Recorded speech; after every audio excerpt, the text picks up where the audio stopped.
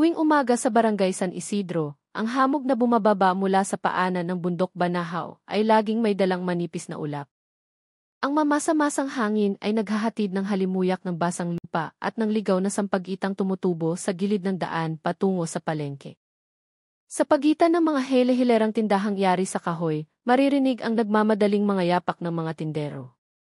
May nagtutulak ng kariton, may pumapasa ng sako ng bigas, at mayroon ding nag-aayos ng mga gulay sa ibabaw ng banig na yari sa kawayan. Subalit, sa silangang sulok ng palengke, may isang pwesto na pinakamaagang magbukas. Ito ang pwesto ng karne ng isang biyudang nagngangalang Elena. Lagpas na siya ng 40 anyos, ngunit ang kilos ng kanyang mga kamay ay maliksi na parang sa isang dalaga. Bago pa man matapos ang unang pagtunog ng kampana ng simbahan tuwing madaling araw, naroroon na si Elena. Binubuksan niya ang kanyang maliit na toldang yero, inaayos ang kanyang mesang bato, at inilalabas ang mga piraso ng karneng matingkad na pula mula sa isang tiklis na yari sa yanto. Ang karne ay napakalinis tingnan, walang dugong tumutulo sa sahig. Madalas magtanong ang mga tao, saan kaya niya nakukuha ang ganoon kagandang suplay? Isang mahinahong ngiti lamang ang isinasagot ni Elena. Ang biyaya ay may nag-aayos na, malumanay niyang sabi. Naniniwala sa kanya ang mga mamimili. Alam nilang hindi sinungaling si Elena. Mula nang bumalik siya sa San Isidro 8 taon na ang nakalipas, hindi na nawala ng tao ang kanyang pwesto. May mga mamimili pang ang handang pumila mula pa madaling araw para lamang maabutan ang karneng sinasabing pinakamalambot sa buong palengke. Si Aling Sonia, isang suki, ang laging unang dumarating. Magandang umaga, Aling Elena. Ang sariwa naman ng karne ninyo ngayon, masaya niyang bati habang tinitimbang ang mga barya sa kanyang kamay. Tumingin sa kanya si Elena ng may kabaitan. Magandang umaga rin, Aling Sonia. Kakakatay ko lang kaninang madaling araw. Sabay silang mahinang tumawa. Isang simpleng usapan sa pagitan ng dalawang babaeng kapwa matagal ng biyuda. Ngunit sa likod ng tawanan na iyon, may ibang kislap sa mga mata ni Elena. Minsan, ang kanyang tingin ay lumilipad, tila may ibang tinig siyang naririnig na hindi naririnig ng iba. Yumuko siya sandali, pinunasan ang mesang bato at muling ngumiti. Walang sinumang nakapansin na sa tuwing inaayos niya ang mga piraso ng karne, ang kanyang mga labi ay bahagyang nanginginig na parang may binubulong na dasal. Unti-unting dumami ang tao sa palengke ng Sampaguita. Ang halakhak ng mga bata ay humalo sa sigawan ng mga nagtitinda ng gulay. Ang sinag ng araw ay nagsimulang tumagos sa mga bubong na yero na may kalawang na nagpapakislap sa hamog sa mga dahon. Sa gitna ng kaguluhan, si Mang Cardo, ang tagapamahala ng palengke, ay naglalakad dala ang kanyang kwaderno para sa retribusyon. Huminto siya sa tapat ng pwesto ni Elena. Gaya ng dati, si Aling Elena ang pinakamasipag magbukas, ngumiti siya habang tinitingnan ang karneng maayos na nakahanay. Iba ang kulay ng karne mo, ano? Mas matingkad kaysa sa iba. Yumuko lamang ng bahagya si Elena. Siguro po dahil bata pa ang hayop, Mang Cardo. Galing po sa suki ko. Tumango si Mang Cardo, ngunit may itinatago ang kanyang puso. Kilala niya ang mukhang iyon. Ang mukhang madalas niyang makita noong kabataan niya. Ang mukhang umiyak sa harap ng tarangkahan ng palengke 20 taon na ang nakalipas, noong ang kanyang inang si Ina Carcila ay pinalayas dahil sa paratang na nagnakaw ng karne. Ang alaala ay bumabalik pa rin. At ngayon, ang anak ng babaeng dating inalipusta ang siyang naging pinakamatagumpay na tindera sa palengking ito. Pagsapit ng tanghali, lalong sumigla ang palengke. Ang mga ina ay naguunahan sa pagpili ng pinakamagandang hiwa ng karne. May pumupuri sa sariwang amoy nito. May nagsasabing iba ang karne ni Elena, mas malambot at manamis-namis kapag naluto. Ngumingiti lamang siya sa tuwing nakakarinig ng papuri. Ang kanyang mga kamay ay patuloy sa mabilis na pagtimbang, pagbabalot, at pagsusulat sa isang maliit at lumang kwaderno na lagi niyang dala. Sa gitna ng kanyang abalang gawain, paminsan-minsan ay tumitingin si Elena sa dulo ng pasilyo ng palengke. Naroon ang isang lumang silyang tumba-tumba na pag-aari niya. Doon siya madalas umupo habang naghihintay ng huling mamimili. Ang nakapagtataka, ang silya ay dahan-dahang umuugoy kahit walang hangin. Tinitigan niya ito ng ilang segundo. Namutla ang kanyang mukha at dali-dali niyang inalis ang kanyang tingin. Guni-guni ko lang siguro, bulong niya. Ngunit mula sa kabilang direksyon, si Aling Sonia na bumibili ng sibuyas ay nakita rin ito. Nako, bakit gumagalaw mag-isa ang silyang iyon? Mahina niyang sabi, ngunit agad na pinutol ni Elena. Hangin lang po iyan, Aling Sonia. Mahalumigmig po kasi rito, ang kanyang boses ay walang emosyon. Tumango na lamang si Aling Sonia at umalis dala ang kanyang mga pinamili. Pagsapit ng hapon, habang ang mga tindero ay nagsisimula ng magsara ng kanilang mga pwesto, si Elena ay abala pa rin sa paglilinis ng kanyang mesa. Pinunasan niya ito hanggang sa tuluyang matuyo at inilagay ang lahat ng natirang karne sa isang malaking sako. Nang paalis na siya, narinig siyang mahinang tinig sa kanyang tainga. Ibigay mo ang sariwa, anak. Huwag mong hayaang makalimutan nila ang lasa. Natigilan si Elena, nanigas ang kanyang mukha, at nanginginig ang kamay na may hawak na kutsilyo. Dahan-dahan siyang lumingon sa silyang tumba-tumba na ngayon ay hindi na gumagalaw. Walang laman ang silya, ngunit ang hangin sa paligid nito ay tila malamig. Pumikit siya at huminga ng malalim. Tama na po, inay. Sapat na para sa araw na ito. Nagsimula ng dumilim ang langit. Mula sa maliit na kapilya sa dulo ng barangay, ang tunog ng kampana para sa Angelus ay marahang umalingaungaw. Isinara ni Elena ang kanyang pwesto at naglakad pa uwi sa isang makitid at basang eskinita. Sa bawat hakbang niya, lalong tumitindi ang halimuyak ng sampag-ita na may kasamang bahagyang amoy ng hilaw na karne. Ang kanyang bahay ay nasa dulo ng daan. Isang bahay na kahoy na pamana ng kanyang ina. Sa beranda, nakasabit pa rin ang isang lumang pulang delantal na kupas na ang kulay. Ang parehong delantal na ginamit ni Ina Carcila noong nagtitinda pa siya sa palengke. Dahan-dahang bumagsak ang gabi sa barangay San Isidro. Sa kusina ng bahay, isang gasera ang may malamlam na ilaw. Binuksan ni Elena ang pinto at inilapag ang malaking sako sa sahig. Sa isang sulok ng silid, may isang lumang bowl na kahoy na natatakpan ng puting tela. Tinitigan niya ito ng matagal at marahang nagsalita, na parang may kausap. Inay, mabili po ulit ang tinda natin ngayon. Ang kanyang boses ay mahina, halos parang isang batang nag-uulat sa kanyang ina.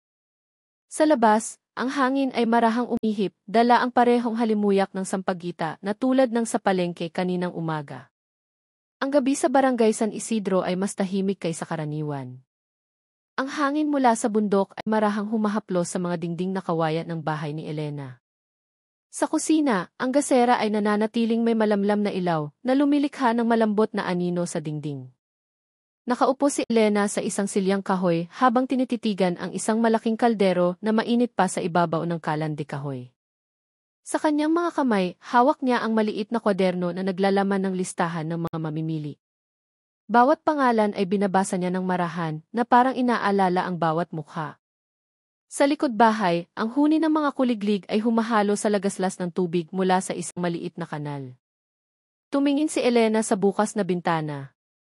Ang anino ng puno ng saging ay marahang sumasayaw sa ilalim ng liwanag ng buwan. Huminga siya ng malalim. Ang lahat ay tila payapa, ngunit ang kanyang puso ay hindi kailanman tunay na matahimik. Sa tuwing sasapit ang gabi, ang mga alaala ng nakaraan ay muling kumakatok sa kanyang isipan.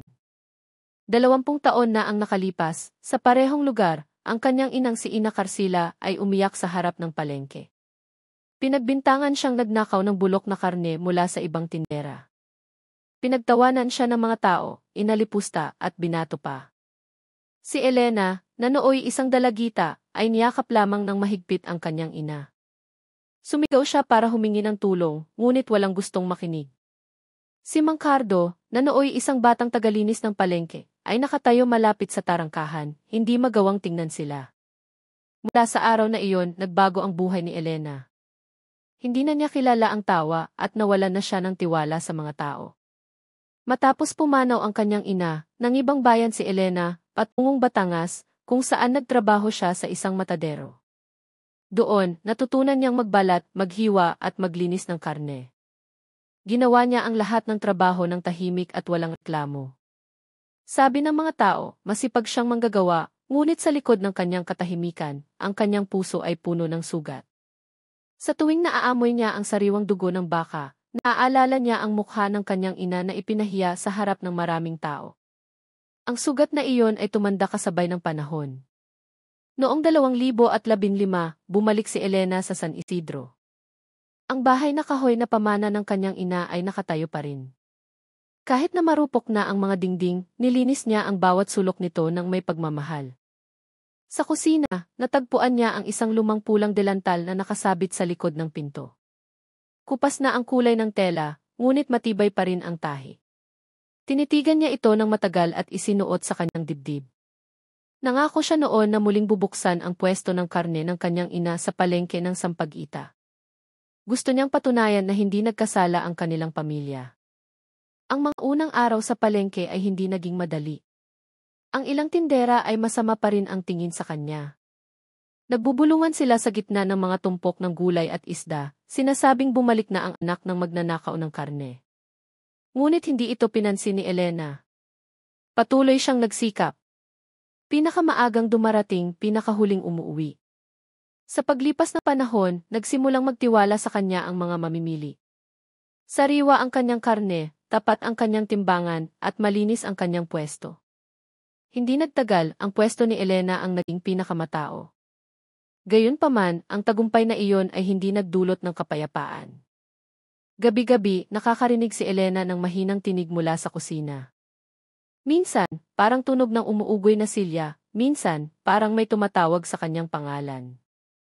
Sinubukan ni Elena na huwag pansinin, ngunit habang tumatagal, lalong lumilinaw ang tinig. Anak, huwag mong kalimutan ang pangako mo kay inay.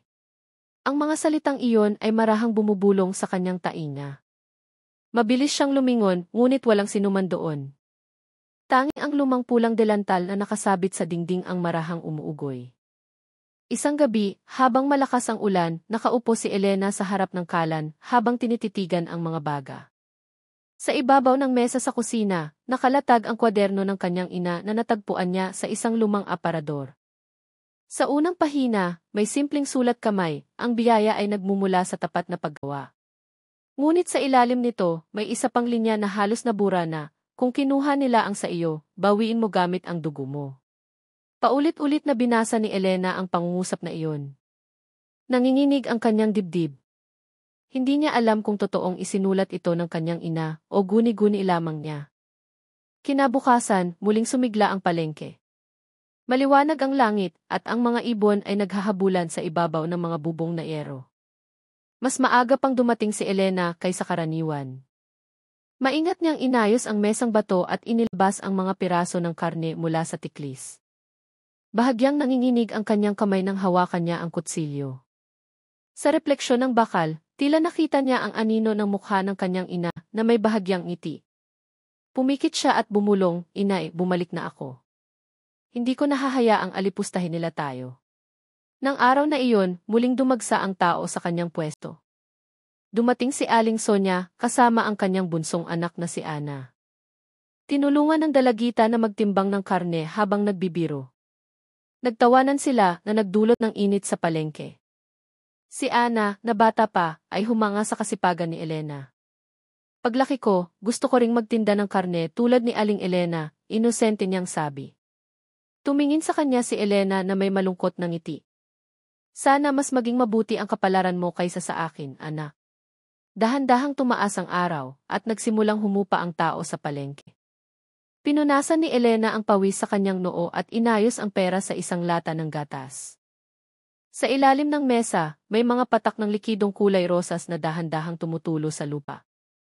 Walang nakapansin. Maliban sa isang pusang itim na marahang umamoy dito at pagkatapos ay tumakbo palayo.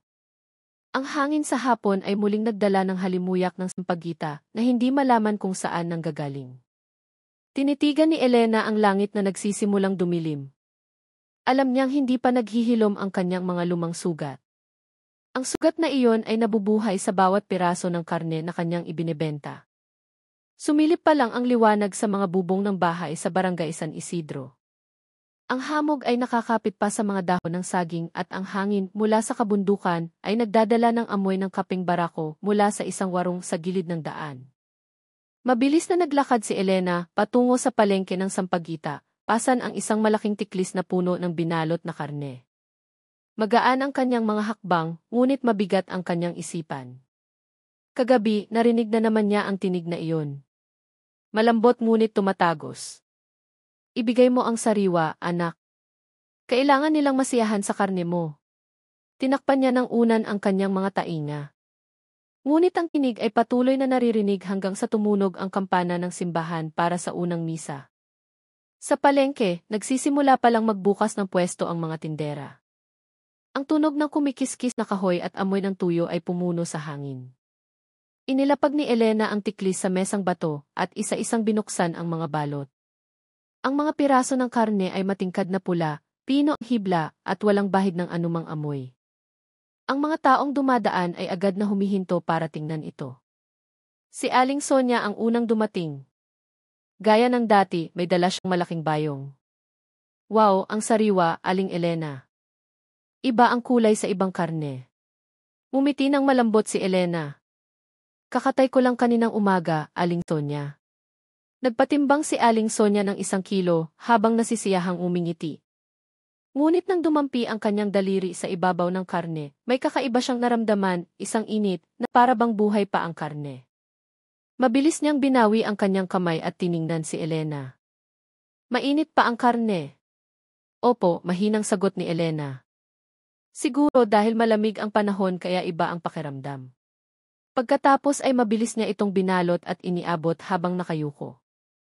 Hindi na nagsalita pa si Aling Sonia. Nagbayad siya at umalis. Ngunit sa kanyang puso, may isang hindi maipaliwanag na kaba. Nang araw na iyon, muling naging pinakamatao ang pwesto ni Elena. May mga mamimili mula sa ibang barangay na sadya pang pumunta para bumili ng karne sa kanya. Sabi nila, ang karne ni Elena ay walang lansa, mas malambot at hindi madaling mapanis. Maging ang isang nagtitinda ng barbecue ay naging suki na niya. Si Ana, ang dalagang kapitbahay na madalas tumulong, ay nakaramdam din ng paghanga. Nakita niya kung paano ayusin ni Elena ang karne ng napakaayos, na para bang may sining sa bawat hiwa. Ngunit sa likod ng kanyang paghanga, nagtataka rin siya. Paano na ihahanda ang ganoon karaming karne ng mag-isa bago mag-umaga? Isang umaga, ang kanyang kuryosidad ay nag-udyok kay Ana na gumising ng mas maaga. Tahimik siyang naglakad sa maliit na eskinita patungo sa bahay ni Elena. Makapal pa ang hamog at hindi pa naririnig ang tilaok ng mga manok. Mula sa likod ng bakod na kawayan, nakita niya si Elena na nakatayo sa kusina na may malamlam na ilaw. Sa harap niya ay isang malaking mesang kahoy at may isang bagay na natatakpan ng puting tela. Ang kanyang mga kamay ay dahan-dahan ngunit tiyak na gumagalaw na parang may hinihiwa. Sinubukan ni Ana na lumapit pa ng kaunti. Ngunit biglang may isang pusang itim na tumalon mula sa ilalim ng isang silya, na ikinagulat niya. Dali-dali siyang nagtago sa likod ng isang puno. Nang muli siyang sumilip, wala na si Elena sa kanyang pwesto. Tanging ang puting tela na ngayon ay nasa sahig. Mula sa ilalim nito, may umaagos na pulang likido na dahan-dahang tumutulo sa lupa. Napalunok si Ana. Mabilis ang tibok ng kanyang puso. Gusto niyang tumakbo, ngunit tila mabigat ang kanyang mga paa. Biglang bumukas ang pinto ng kusina. Nakatayo roon si Elena, may hawak na malaking bolo sa kanang kamay at nakatingin ng diretso sa labas ng bahay. Sinong nandyan? Ang kanyang boses ay kalmado ngunit malamig. Yumuko si Ana at pinigil ang kanyang hininga. Pagkaraan ng ilang segundo, dahan-dahang isinara ni Elena ang pinto. Mula sa siwang ng bintana, narinig niyang bumulong ito, "Huwag kang sumilip, anak. Ang karne ay dapat itago ng maayos." Tumakbo si Ana pauwi ng buong lakas. Sa bahay, sinubukan niyang kumbinsihin ang sarili na baka nagkamali lang siya ng tingin. Baka totoong baka ang hinihiwa ni Elena, ngunit ang imahe ng tumutulong dugo ay patuloy na lumalabas sa kanyang isipan. Nang araw na iyon sa palengke, dumating pa rin si Ana para tumulong gaya ng dati. Ngunit paminsan-minsan ay pasikretong tumitingin sa malaking bolo na nakapatong sa mesa ng pwesto. Ang bolong iyon ay kaparehong-kapareho ng nakita niya kagabi sa kusina ni Elena. Samantala, sa kabilang bahagi ng palengke, si Mang Cardo ay nagsusulat ng kanyang araw-araw na ulat. Pinagmamasdan niya ang laging mataong pwesto ni Elena. Tila nag-aalala ang kanyang mukha. Alam niyang masipag na babae si Elena, ngunit mayroon siyang napapansing hindi pangkaraniwan. Ang karne nito ay masyadong perpekto, walang litid, walang marka ng pagkakatay. Nagtrabaho siya dati sa isang matadero, kaya alam niya kung ano dapat ang itsura ng karne ng baka. Ngunit iba ang karne ni Elena, masyadong pino, masyadong malinis. Tinitigan niya ito ng matagal mula sa malayo at isinara ang kanyang kwaderno nang may mabigat na hininga. Pagsapit ng tanghali, nagpa siya si Ana na magtanong. Aling Elena, saan po ba galing ang karne ninyo? Bakit po laging sariwa araw-araw? Lumingon si Elena at bahagyang umiti. May sarili akong suking tagakatay sa labas ng bayan. Siya lang ang nakakaalam ng tamang paraan ng paghiwa. Tumango si Ana, ngunit sa kanyang puso ay may lumitaw na pagdududa. Hindi pa siya nakakakita ng truck o sasakyan na dumarating sa bahay ni Elena para magdala ng karne. Ang lahat ay tila bigla na lang lumilitaw tuwing umaga.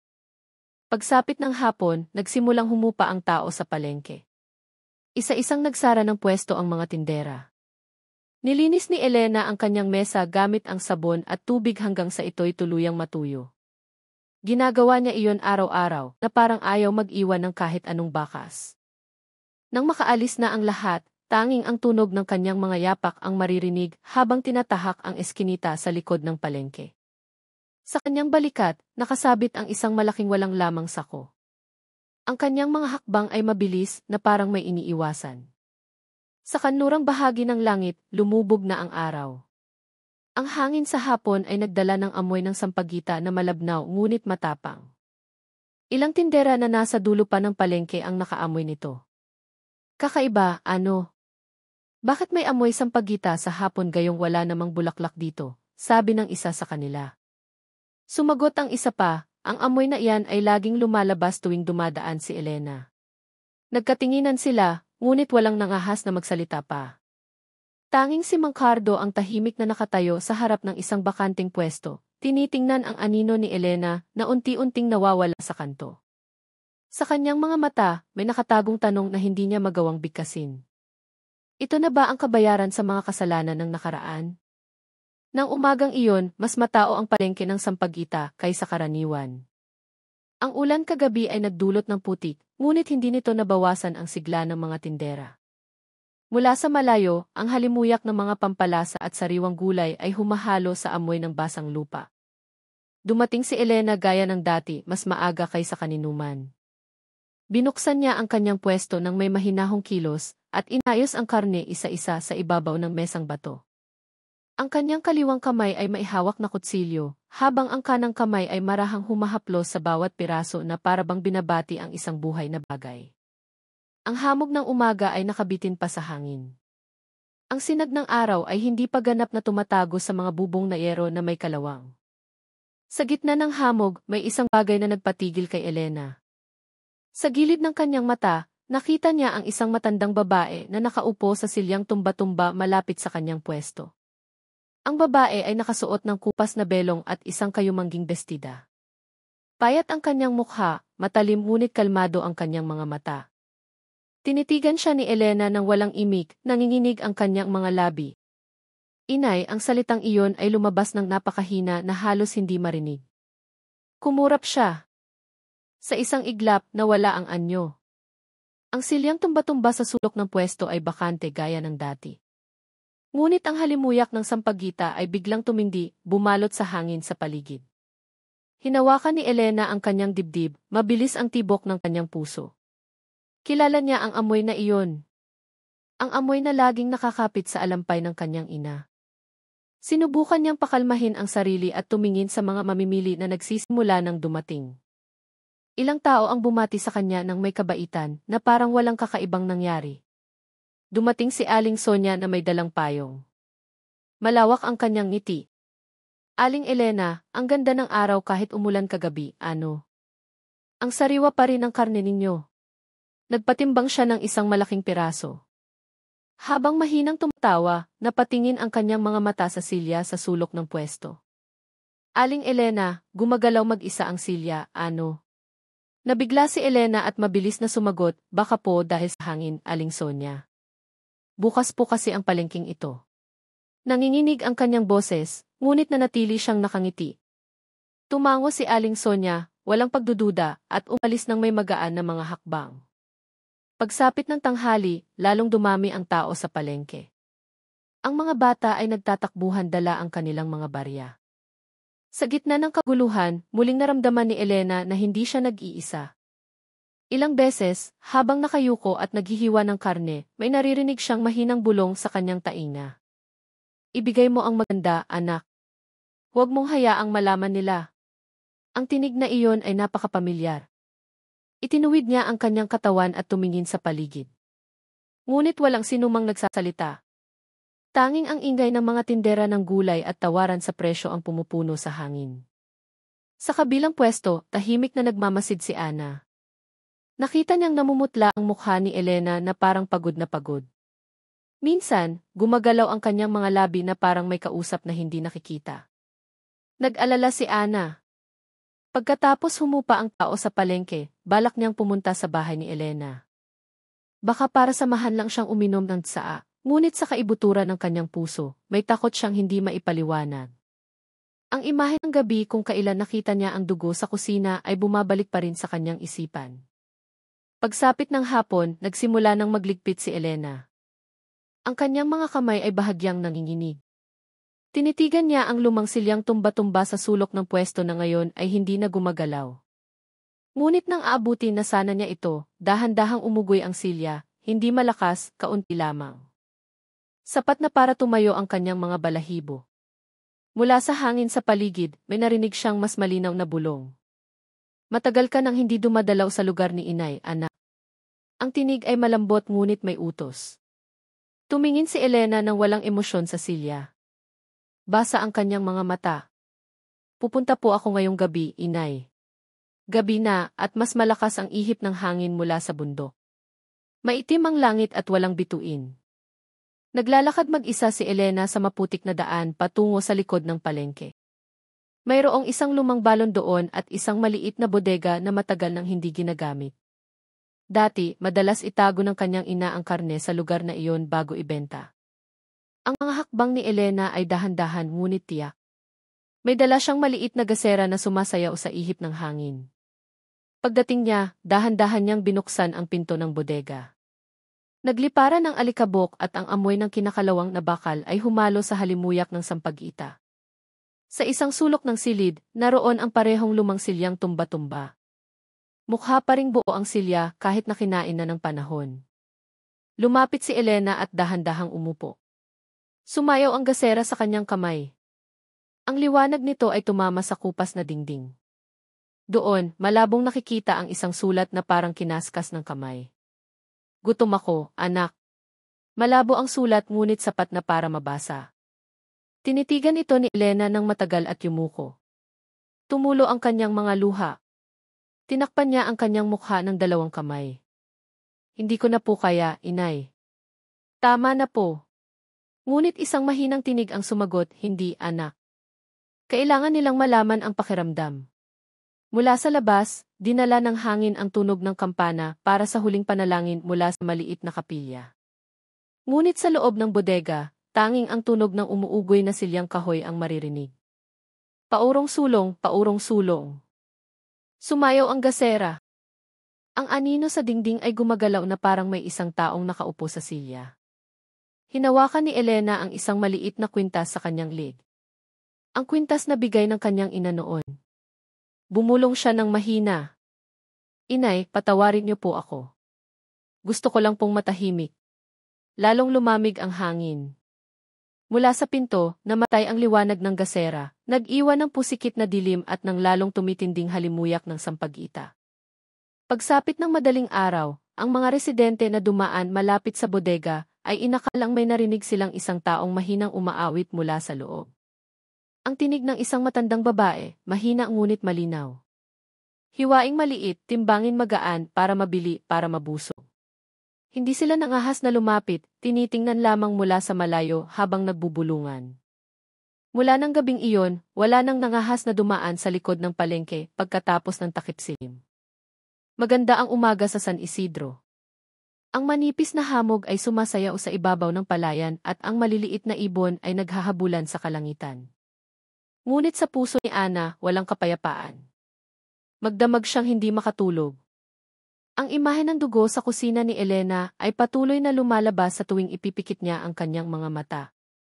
Sinubukan niyang pakalmahin ang sarili, kumbinsihin na baka lahat ng iyon ay isang hindi pagkakaunawaan. Ngunit may isang bagay na nag-udyok sa kanya na alamin ang higit pa. Gusto niyang tulungan si Elena, hindi akusahan. Alam niyang mag-isa lang ang babae at minsan, ang kalungkutan ay maaaring maging dahilan para maligaw ng landas ang isang tao.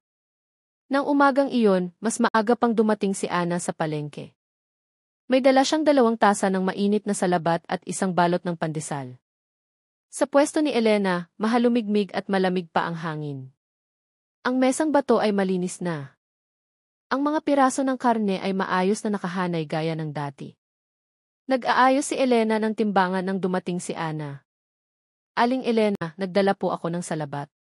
Lumingon si Elena at malambot na ngumiti. Naku, salamat, anak. Ang lamig ngayong umaga, naninigas tuloy ang katawan. Umupo sila sa isang maliit na bangko habang umiinom. Mula sa labas, nagsimulang dumami ang ingay ng mga tindera. Ang lahat ay tila normal. Ngunit hindi pa rin mapakali si Ana. Naglakas loob siyang magtanong, Aling Elena, pwede po ba akong tumulong maghiwa ng karne mamaya? Gusto ko pong matuto. Tinitigan siya ni Elena ng ilang segundo, dahan-dahang nawala ang kanyang ngiti. Huwag na, anak. Mabigat ang kutsilyong ito, baka masugatan ka pa. Malambot ang kanyang boses, ngunit may diin sa tono nito. Dahan-dahang tumango si Ana, ngunit sa kanyang puso, lalong lumaki ang kanyang kuryosidad.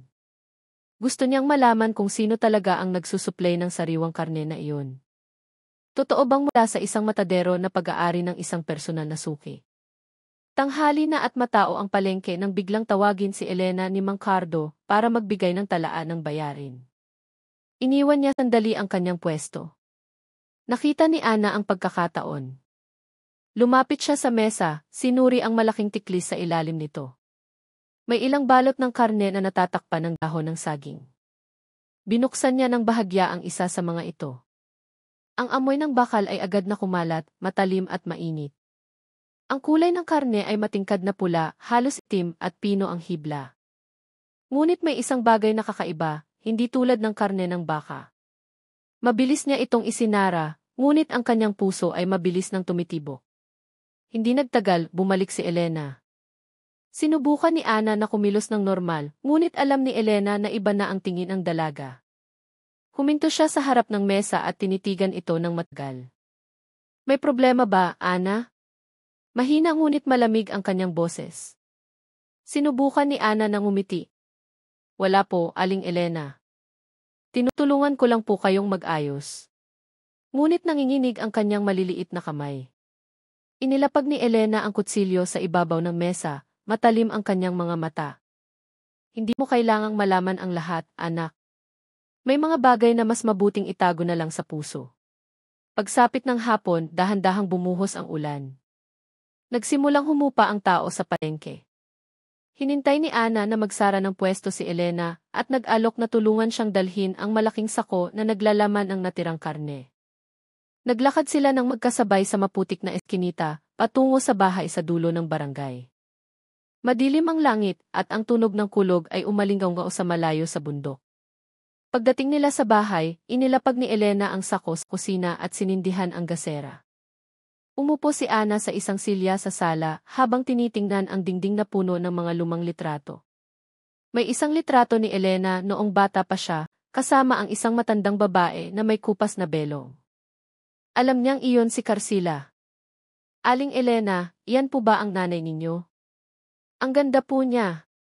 Tinitigan ni Elena ang litrato ng matagal. Anak. Dati, nagtitinda rin siya ng karne sa palengking ito. Pero tinrato siya ng mga tao na parang hayop. Huminto siya sandali, bumaba ang kanyang boses. Sabi nila, magnanakaw siya, gayong kinuha lang niya ang mga natirang piraso na itinapon ng iba. Yumuko si Ana. Naramdaman niya ang lungkot sa boses ni Elena. Naniniwala po akong mabuting tao kayo, Aling Elena, at pati na rin po ang nanay ninyo, pero bakit? Hindi niya natapos ang kanyang sasabihin. Mula sa kusina, may narinig silang tunog ng isang bagay na nahulog. Mabilis na lumingon si Ana. Dahan-dahang tumayo si Elena, kinuha ang gasera, at naglakad patungo sa kusina. Huwag na po kayong pumunta doon, Aling Elena. Ako na lang po. Ngunit tiningnan siya ni Elena, blanko ang kanyang mga mata. Ayos lang, anak. Bahay ko ito. Nawala siya sa likod ng pinto ng kusina. Naging tahimik ang paligid. Tanging ang tunog ng tumutulong ulan sa bubong na yero ang maririnig. Pagkatapos, narinig ang tunog ng isang silyang tumba-tumba na dahan-dahang umuugoy. Ang alatiit nito ay mahaba, pataas-baba, na parang may nakaupo rito. Mahinang tumawag si Ana. Aling Elena? Walang sagot. Tumayo siya at dahan-dahang naglakad patungo sa kusina. Mula sa siwang ng pinto, nakikitang nakasindi pa rin ang gasera. Ngunit dalawang anino ang nakikita sa dingding. Isang nakatayo at isang nakaupo sa silyang tumba-tumba.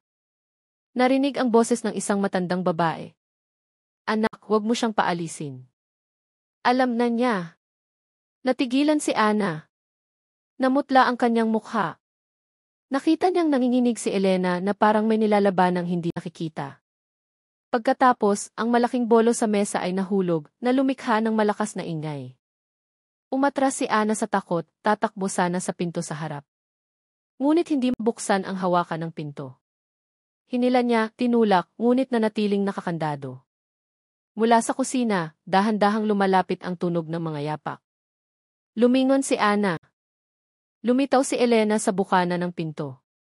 Ang kanyang mukha ay maputla, ang kanyang mga mata ay blanko. Sa likod niya, ang lumang silyang tumba-tumba ay patuloy na umuugoy mag-isa. Huwag kang matakot, Ana, malambot niyang sabi. Tutulungan mo lang ako ng kaunti ngayong gabi. Ang kanyang boses ay walang emosyon, ngunit ang kanyang ngiti ay nagpatigil sa dugo ni Ana. Dahan-dahan siyang umatras. Aling Elena, parang awan niyo na, huwag po. Nang gabing iyon, hindi tumila ang ulan hanggang sa mag-umaga.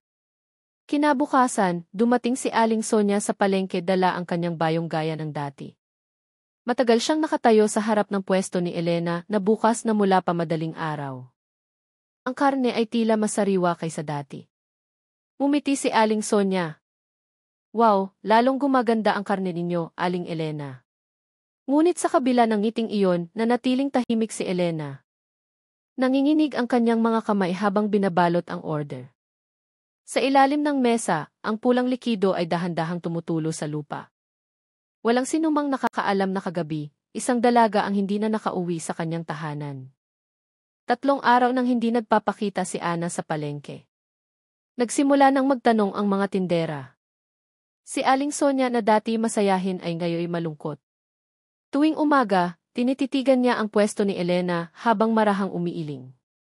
Kakaiba. Sabi niya kahapon, tutulungan niya si Aling Elena, pero hanggang ngayon hindi pa nagpapakita. Mahina ang kanyang boses sa gitna ng ingay ng ibang tindera. Ang ilan ay nanatiling tahimik, hindi nangahas na tumagot. Alam ng lahat na ang pwesto ni Elena ay hindi isang magandang paksa para pag-usapan ng matagal. Nang umagang iyon, dumating si Elena gaya ng dati. Inayos niya ang mga piraso ng karne isa-isa, pinunasan ang mesang bato hanggang sa kumintab. Ang kanyang ngiti ay pareho pa rin, kalmado at malambot. Walang bakas ng pag-aalala sa kanyang mukha. Samantalang sa labas ng palengke, ang balita tungkol sa pagkawala ni Ana ay kumalat na sa buong barangay. Isang masipag at laging magalang na dalaga ay biglang nawala ng walang bakas. Nagsimula ng kumilos ang mga pulis. Pinuntahan nila ang bahay ng ilang residente, kabilang ang bahay ni Aling Sonia na kilalang malapit sa pamilya ni Ana. Samantala, sa pwesto ni Elena, patuloy siyang nagsisilbi sa mga mamimili ng may pasensya. Sa wakas, naglakas loob si Aling Sonia na lumapit. Tila balisa ang kanyang mukha. Aling Elena, nasaan po kaya si Ana? Narinig ko po na huli siyang kasama ninyo. Lumingon si Elena at bahagyang umiti. Opo, Aling Sonia. Tinulungan niya ako ng gabing iyon. Pero umuwi siya bago bumuhos ang ulan. Baka dumaan sa bahay ng kaibigan niya. Tumango si Aling Sonia, ngunit hindi siya kumbinsido. Lumipat ang kanyang tingin sa mesang bato. May isang malabong pulang mansa sa gilid ng kahoy. Gusto niyang magtanong, ngunit hindi niya itinuloy. Nakangiti pa rin si Elena na may mga matang mahirap basahin. Pagsapit ng tanghali, 2 pulis ang dumating sa palengke. Sinalubong sila ni Mang Cardo na may tensyon sa mukha. Narinig na niya ang ulat mula sa asawa ni Ana na nag-report ng pagkawala 2 araw na ang nakalipas. Ang mga pulis na nakasuot ng simpleng damit ay may dalang kwaderno. Nagtanong sila isa-isa sa mga tindera. Sino ang huling nakakita kay Ana? Ilang tao ang bumanggit sa pangalan ni Elena. Napalunok si Mang Cardo at marahang tumango. Opo, mukhang tama po, sir. Madalas pong tumulong si Ana sa pwesto ng karne. Pero mabait po si Aling Elena. Kilala ko po siya mula pagkabata. Lumapit ang mga pulis sa pwesto ng may mahinahong mga hakbang. Mainit na ang sikat ng araw. Ang amoy ng sariwang karne ay humahalo sa amoy ng sabon mula sa mesang kalilinis lang. Magalang na bumati ang isa sa mga pulis. Magandang tanghali po, Aling Elena. Pwede po ba kaming magtanong sandali? Lumingon si Elena. Walang emosyon ang kanyang mukha. Siyempre po, sir. Ano po iyon? Binuksan ng pulis ang kwaderno. Hinahanap po namin ang isang dalagang nagngangalang Ana. Sabi po, huli siyang kasama ninyo. Tumingin si Elena sa kutsilyong kalilinis lang niya. Ah, si Ana. Opo, dumaan po siya para tulungan ako ng gabing iyon. Pagkatapos po noon, hindi ko na po alam kung saan siya nagpunta. Ngumiti siya at nagpatuloy, mabait po ang batang iyon, ipinagdarasal ko pong mahanap na siya. Itinala ng pulis ang sagot ng walang maraming sinasabi, ngunit isa sa kanila ang may napansin. Sa ilalim ng mesa, may isang maliit na sanaw na kulay mamula-mula. Yumuko siya. Ngunit mabilis na inilipat ni Elena ang isang palanggana sa ibabaw nito. Tubig pong may sabon, sir. Naglilinis po kasi ako kanina. Tumango ang pulis kahit na nagkatinginan sila ng kanyang kasama. Nagpaalam sila at nangakong bibisita sa bahay ni Elena mamayang hapon. Ngumiti lamang si Elena ng magalang. Sige po, sir. Ang bahay ko po ay nasa dulo ng eskinita sa likod ng palengke. Pagkaalis ng mga pulis, tila mas naging tahimik ang palengke. Ang mga tindera ay pasikretong sumusulyap kay Elena. May isang bumulong, bakit lalong gumaganda ang karne niya, ano? Sabi, walang supply ng baka sa matadero ngayon. Mabilis na sumagot ang isa pa. Huwag na kayong magsalita ng kung ano-ano. Ngunit ang kuryosidad ay nanatili sa hangin. Maging si Aling Sonia na laging naniniwala kay Elena ay nagsimula ng matakot. Nang bumili siya ng karne ng hapong iyon, bahagyang nanginginig ang kanyang mga kamay. Saan po galing ang karne na ito, Aling Elena? Halos pabulong ang kanyang boses.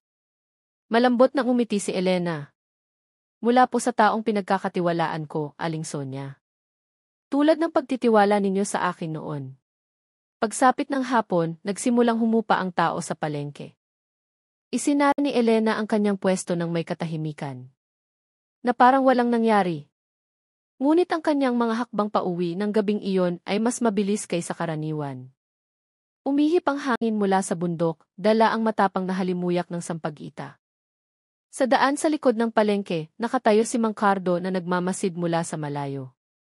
Nakita niya ang anino ni Elena na naglalakad patungo sa kanyang bahay dala ang isang malaking sako.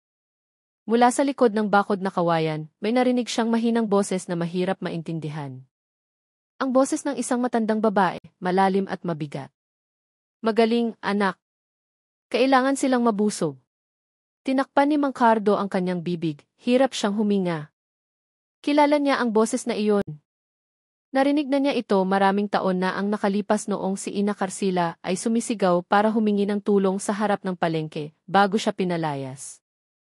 Ang boses ay pareho. Ngayon lang, naririnig ito mula sa direksyon ng bahay ni Elena. Nagsimula nang bumagsak ang gabi, walang bituin sa langit. Sa dulo ng daan, ang ilaw sa bahay ni Elena ay may malamlam na sindi. Samantala, sa loob ng kusina, dahan-dahang umuugoy ang lumang silyang tumba-tumba. At mula sa freezer na natatakpan ng puting tela, may narinig na mahinang kiklik. Na parang isang kandado na kusang umikot. Nang hapong iyon, ang kalangitan ng San Isidro ay binalot ng kulay abong ulap. Manipis na ulan ang bumuhos mula pa kaninang hapon na nagdulot ng putik sa daan at malamig na hangin. Ang dalawang pulis na dumating sa palengke kaninang umaga ay naglalakad na ngayon patungo sa bahay ni Elena sa dulo ng barangay. Sa likod nila, kasama si Mang Cardo na may tensyon sa mukha. Yakap niya ang isang maliit na kwaderno sa kanyang dibdib na parang isang taong nagsisisi dahil huli na niyang napansin ang isang bagay. Ang bahay ni Elena ay tila tahimik.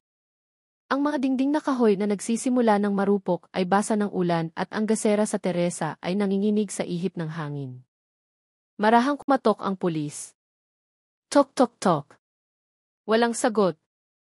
Nagkatinginan sila. Napalunok si Mang Cardo at nagsalita. Karaniwan po, nasa kusina pa siya sa mga oras na ito. Sinubukan ulit ng pulis. Tok tok tok. May narinig na mahinang mga yapak mula sa loob. Pagkatapos, bahagyang bumukas ang pinto. Lumitaw si Elena na may maputlang mukha. Ang kanyang buhok ay mamasa-masa at nakadikit sa kanyang noo. Ah, mga pulis po pala. Pasensya na po, katatapos ko lang pong maglinis ng kusina. Malambot ang kanyang boses ngunit may tono ng pagod. Magalang nang umiti ang isa sa mga pulis. Pasensya na po sa abala, Aling Elena. Gusto lang po naming siguraduhin kung may balita na po kayo tungkol kay Ana, sabi niya. Nang huling gabi po kasi, kasama ninyo siya. Yumuko si Elena ng marahan. Sinabi ko na po, sir. Pagkatapos niya akong tulungan, umuwi na po siya. Nag-aalala rin po ako. Parang anak ko na rin po ang batang iyon. Pinunasan niya ang kanyang mga kamay ng isang tela. Ang kanyang mga kilos ay nerbiyoso. Humingi ng pahintulot ang pulis na suriin ang paligid ng bahay. Para lang po masigurado, Aling Elena, baka po may naiwan siya. Tila nag-alinlangan si Elena sandali at marahang tumango. Sige po, sir, pero mag-ingat po kayo. Masikip po ang bahay ko. Pumasok sila. Ang amoy ng sabon at sampagita ay magkahalo sa hangin. Ang dingding ng sala ay puno ng mga lumang litrato. May isang malaking litrato na kapansin-pansin, si Elena noong bata pa siya, nakaupo sa kandungan ng isang matandang babae. Sa ilalim ng litrato, may malabong sulat kamay, para kay inay, mula sa unang karne. Nagkatinginan ang mga pulis. Mabilis na nagtala ang isa. Naglakad sila patungo sa kusina. Ang sahig ay malinis, ngunit masyadong malinis. Walang alikabok, walang kahit isang bakas. Sa isang sulok ng silid, nakatayo ang isang lumang freezer na natatakpan ng puting tela. Lumapit ang pulis. Isang malabnaw na amoy ng bakal ang naaamoy mula roon. Ang amoy nakilala niya mula sa mga matadero. Tiningnan niya si Elena. Aling Elena, pwede po ba naming buksan ito? Tinuwid ni Elena ang kanyang katawan at ngumiti. Diyan ko lang po iniimbak ang mga stock kong karne, sir. Pero kung gusto ninyong tingnan, sige lang po. Dahan-dahang binuksan ng pulis ang tela. Ang takip ng freezer ay kinakalawang, ngunit bago pa ang kandado nito. Click! Narinig ang mahinang tunog ng metal nang bumukas ang takip. Lumabas ang malamig na singaw, kasunod ang matapang na amoy ng metal. Sa loob, nakita ang ilang mga balot na plastik na malinaw. Sa bawat balot, ang karne ay maayos na nakahanay, sariwa pa rin pula na parang bagong hiwa. Kinuha ng isang pulis ang isang supot, tiningnan ang hibla nito, at tumingin kay Elena. Hindi po ito baka, ano po, Aling Elena? Hindi sumagot si Elena. Tumingin siya sa sahig. Nanginginig ang kanyang mga labi. Mula sa labas, umalingaw-ngaw ang tunog ng kulog. Ibinalik ng pulis ang balot at mahinang nagsalita, dadalhin po namin ang sample na ito sa opisina, Aling Elena. Para lang po sa pagsusuri. Mahinang tumango si Elena. Sige po, sir. Kung makakatulong po iyan para mahanap si Ana. Payag po ako. Nanginginig ang kanyang boses ngunit blanko ang kanyang mga mata. Na parang kinakausap ang hangin. Si Mang Cardo ay nakatayo malapit sa pinto ng kusina. May napansin siya sa sahig. May isang manipis na linya na parang bakas ng isang tabla na kalalagay lang. Yumuko siya, tinapik-tapik ito ng kanyang mga daliri. Ang tunog ay guwaang. Tumingin siya sa pulis. Sir, parang may espasyo po sa ilalim nito. Lumuhod ang pulis at tinulungan siyang iangat ang tabla. Tama nga, sa ilalim nito ay may isang bakanting espasyo na may 1 metrong lapad, madilim at malamig. Mas matindi ang amoy ng bakal at lansa. Sinindihan ng pulis ang kanyang flashlight. Ang puting liwanag ay tumagos sa kadiliman. Sa loob ng butas, may isang bagay na nakabalot sa dahon ng saging at isang kupas na tela. Nang hawakan, ito'y malambot. Dahan-dahang binuksan ito ng pulis. Biglang naging tahimik ang silid. Tinakpan ni Mang Cardo ang kanyang bibig, namutla ang kanyang mukha. Sa loob ng balot, may mga piraso ng damit na batik at isang maliit na pulseras na pag-aari ni Ana. Umatras ang isang pulis, nanginginig ang kanyang boses. Diyos ko, Elena, ano ito? Tiningnan sila ni Elena ng matagal at yumuko. Tumulo ang kanyang mga luha sa sahig. Ayaw ko po sanang gawin ito, sir. Sumusunod lang po ako kay inay. Gutom po siya. Mahina ang kanyang boses, na parang isang batang natatakot. Lumapit ang pulis, sinong ina po, Aling Elena? Ngunit tiningnan lamang ni Elena ang silyang tumba-tumba sa sulok ng kusina. Ang silya ay dahan-dahang umuugoy mag-isa. Paurong sulong, paurong sulong. Tumingin ang isang pulis sa silya. Tense ang kanyang mukha. Sinong nandyan? Ngunit walang sagot.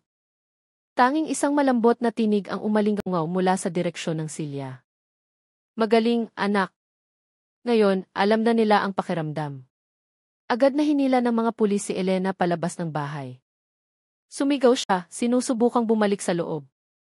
Huwag niyo po akong dalhin. Inay. Hindi pa po tapos. Magagalit po si inay. Si Mang Cardo ay nanatiling nakatayo. Ang kanyang mga mata ay nakatuon pa rin sa silyang tumba-tumba sa loob ng kusina na patuloy na umuugoy mag-isa. Mula sa direksyon ng silya, lalong tumindi ang halimuyak ng sampag-ita na sumisikip sa dibdib. Pagkatapos, biglang namatay ang gasera. Naging pusikit na madilim ang paligid. Tanging ang tunog ng ulan at ang alatiit ng kahoy ang maririnig. Dahan-dahang bumagsak ang gabi sa San Isidro. Ang langit ay maitim na parang basang tela. Ang ulan ay bumuhos ng marahan at walang ingay. Ang maliit na istasyon ng pulis sa gilid ng daan ay tila tahimik. Tanging ang gasera sa harap ng silid bantay ang may malamlam na sindi. Sa loob ng rehas na bakal, nakaupo si Elena sa sahig. Ang kanyang buhok ay gusot, ang kanyang damit ay kupas, at ang kanyang mukha ay maputla na parang matagal nang hindi natutulog. Ngunit sa kanyang mga labi, may isang manipis na ngiti. Na parang may kausap siyang hindi nakikita. Isang mahinang tinig ang narinig mula sa loob ng selda. Inay, alam na po nila ang lahat. Pero huwag po kayong magagalit ha? Sumunod na po ako. Nagbenta po ako ng karne tulad ng gusto ninyo. Ang kanyang boses ay mahina, halos parang isang dasal. Si Mang Adi, ang pulis na nagbabantay, ay tumingin mula sa kanyang upuan sa labas ng selda. Malamig na ang kanyang kape, ngunit nanginginig ang kanyang mga kamay. May narinig siyang ibang boses sa loob, mas matanda, mas malalim, na parang nagmumula sa likod ng pader. Ayos lang, anak. Kailangan silang lahat mabusog. Huwag kang tumigil. Dahan-dahang tumayo si Mang Adi, napalunok at tinawag ang kanyang kasama. Rudy, naririnig mo ba? Hindi lang iisa ang boses niya. Lumapit si Rudy at nakinig. Biglang namutla ang kanyang mukha. Hayaan mo na. Baka kinakausap niya ang sarili niyang anino. Ngunit alam nilang iba ang boses na iyon. Minsan, parang boses ng isang matandang babae na marahang bumubulong sa tainga ng isang tao. Minsan, nagiging isang mahinang awit na parang isang lumang kanta na inaawit sa palengke. Hiwaing maliit, timbangin magaan para mabili, para mabusog. Tiningnan ni Elena ang mamasa-masang dingding ng selda. Hinaplos niya ito ng kanyang nanginginig na mga daliri. Sa dingding, may isang malabong sulat mula sa dulo ng kanyang mga daliri. Ang sulat ay malinaw na nababasa sa ilalim ng liwanag ng ilaw. Nandito pa si inay. Ngumiti siya ng mahinahon. Opo, inay. Alam ko pong hindi kayo kailanman umalis. Dumating ang umaga na may makapal na hamog. Dumating ang hepe ng pulisya dala ang resulta ng pagsusuri. Nagtipon ang lahat ng pulis sa maliit na silid. Seryoso ang kanilang mga mukha. Dahan-dahang binuksan ang isang makapal na folder. Sa loob, nakasulat ang resulta ng forensic mula sa karneng natagpuan sa bahay ni Elena. Si Mang Cardo na nakaupo sa isang sulok ay nakatingin sa sahig, mabilis ang tibok ng kanyang puso. Binasa ng pulis ang resulta ng may mahina ngunit malinaw na boses. Karamihan sa karne ay hindi nagmula sa baka. Ilang mga tissue ay tumutugma sa data ng mga nawawalang biktima, kabilang si Ana. At isa pang tissue ay napatunayang pag-aari ng isang matandang babaeng nagngangalang Carcila, ang sariling ina ni Elena. Naging tahimik ang silid, tanging ang tunog ng ulan sa labas ang maririnig. Tinakpan ni Mang Cardo ang kanyang mukha ng dalawang kamay. Sumikip ang kanyang dibdib dahil sa matagal nang nakabaon na pagsisisi.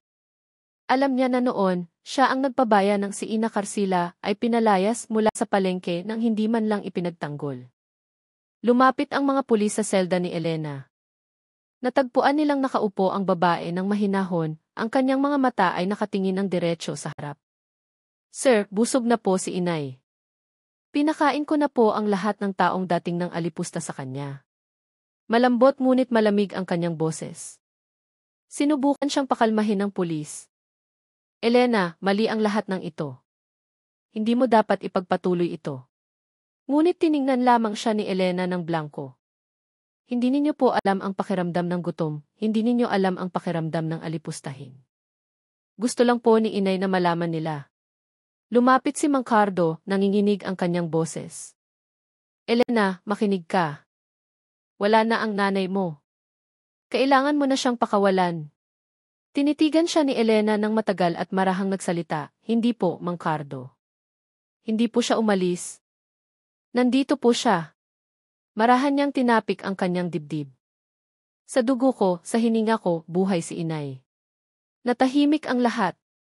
Lalong lumakas ang ulan sa labas. Bigla, mula sa loob ng selda, narinig ang tunog ng umuugoy na silyang tumba-tumba. Gayong walang silya roon.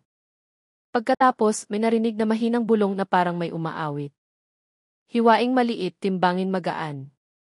Para mabili, para mabusog. Nagkatinginan sina Mang Adi at Rudy na may maputang mukha. Alam nilang hindi iyon ang boses ni Elena. Ang boses na iyon ay pag-aari ng isang matandang babae na dapat ay matagal ng patay. Dahan-dahang lumipas ang gabi. Hanggang sa tumunog ang kampana para sa unang misa, hindi tumigil ang tunog ng umuugoy na silya. Humina lamang ito na parang lumalayo. Na parang umaalis mula sa selda, nag-iiwan ng bakas ng halimuyak ng sampagita sa hangin. Isang linggo na ang nakalipas mula nang lumabas ang resulta ng pagsusuri, hindi na pareho ang barangay San Isidro. Ang mga daan na dati masigla ay ngayoy tahimik. Ang mga bata ay hindi na naglalaro sa bakuran. Ang mga ina ay hindi na nakaupo sa beranda habang nag-aayos ng gulay. Pinpili na ng lahat na isara ang kanilang mga pinto ng mas maaga tuwing hapon. Natatakot sila. Ang balita tungkol kay Elena ay mabilis na kumalat na parang malamig na hangin na gumagapang mula sa isang bahay patungo sa isa pa. Hindi lamang tungkol sa karneng ibinebenta niya, kundi tungkol sa kaluluwa ng kanyang ina na diumano ay gumagala pa rin sa palengke. Nagbubulungan ang mga tao kapag dumadaan sa bakanting pwesto na dati pag-aari ni Elena. Ang mesang bato ay iniwan ng walang bubong, ngunit tuwing gabi, naaamoy pa rin ang sampagita. Si Mang Cardo ay bihirang lumabas ng bahay. Nakaupo siya sa kanyang silyang yantok habang tinitingnan ang palengke mula sa malayo. Sa tuwing umiihip ang hangin na may dalang tunog ng manok mula sa malayo, nanginginig ang kanyang puso. Nakakaramdam siya ng pagsisisi. Lahat ng ito ay nangyari dahil sa nakaraan na hinayaan niyang mangyari. Si Ina Carcila ay hindi isang magnanakaw. Isa lamang siyang ina na nagsisikap na pakainin ang kanyang anak. Ngunit ang mga paratang at galit na mga tao ang dahan-dahang pumatay sa kanya. Isang umaga, kumatok si Aling Sonia sa pinto ng bahay ni Mang Cardo. Maputla ang kanyang mukha at pula ang kanyang mga mata dahil sa kakulangan sa tulog. Mang Cardo, kagabi po, may narinig akong ingay sa palengke. Tunog po ng isang taong nagtitimbang ng karne. Nakita ko po mula sa malayo, nakasindi ang ilaw sa pwesto ni Elena. Gayong nakakandado na po ang palengke. Tiningnan siya ni Mang Cardo ng may pagod. Baka po anino lang iyon, Aling Sonia. Ang hangin sa gabi ay maaaring maging sanhi ng kung ano-anong tunog. Ngunit marahang umiling si Aling Sonia. Kilala ko po ang boses na iyon, Mang Cardo. Ang boses niya na nagsasabing timbangin magaan para mabili. Matagal silang natahimik. Ang hangin sa umaga ay nagdala ng halimuyak ng sampagita na malambot ngunit tumatagos. Pumikit si Mang Cardo. Ang amoy na iyon ay kapareho ng araw ng pagsalakay sa bahay ni Elena. Tanghali na at tinipon ng kapitan ng barangay ang mga residente sa bulwagan. Nagkasundo silang linisin ang pwesto ng karne sa palengke sa pag-asang babalik ang kapayapaan. Ilang kalalakihan ang nagdala ng banal na tubig mula sa kapilya, habang ang mga kababaihan ay nagsunog ng insenso at nagkalat ng bulaklak sa paligid ng pwesto. Ngunit nang ibuhos ang tubig sa mesang bato, may lumitaw na maliliit na bula mula sa siwang ng kahoy. Sinundan ito ng isang alatiit na parang isang silyang dahan-dahang umuugoy. Natahimik ang lahat. Walang hangin, ngunit muling pumuno sa hangin ang amoy ng sampagita. Si Mang Cardo na nakatayo roon ay bumulong sa kanyang sarili, Carcila, kung nandito ka pa, pakawalan mo na ang iyong galit. Binayaran na ito ng iyong anak ng dugo. Lalong bumigat ang pakiramdam. Biglang sumigaw ang isang residente nang may makita siya sa ilalim ng mesa.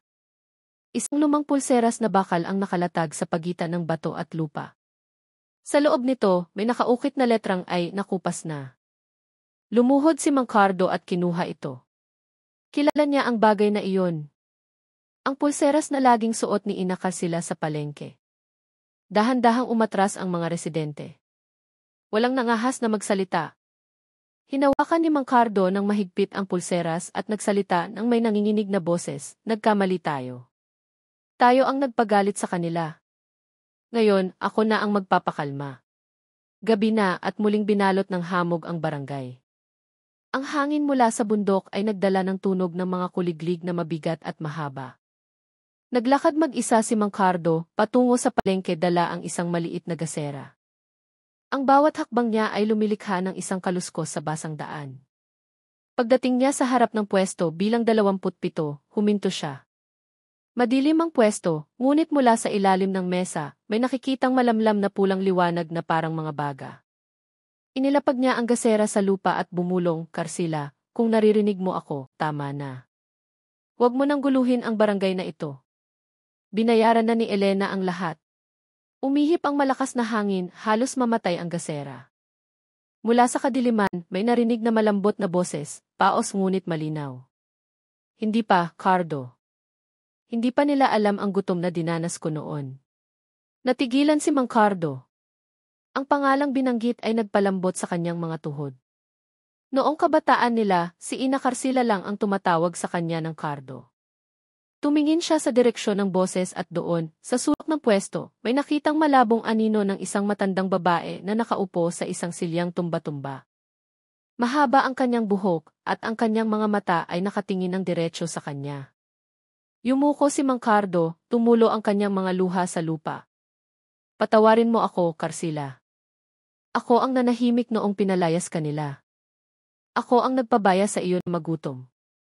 Ako ang may kasalanan. Dahan-dahang nawala ang anino, ngunit ang tunog ng umuugoy na silya ay nanatili. Lalong tumindi ang halimuyak ng sampag-ita. Pagkatapos, biglang naging tahimik ang lahat, namatay ang gasera.